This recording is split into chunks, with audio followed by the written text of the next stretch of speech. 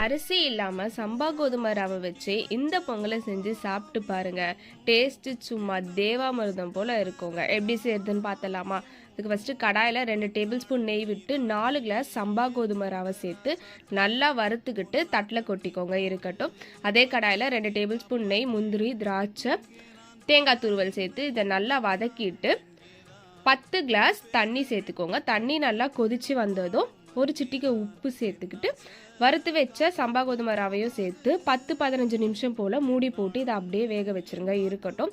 வெந்ததுக்கு அப்புறமா 2 கிளாஸ் கருப்பட்டி, 5 கிளாஸ் வெல்லம், மொத்தமாக 7 கிளாஸ் வர மாதிரி சேர்த்துக்கோங்க. மொத்தமாக கருப்பட்டி சேர்த்தும் செய்யலாம்.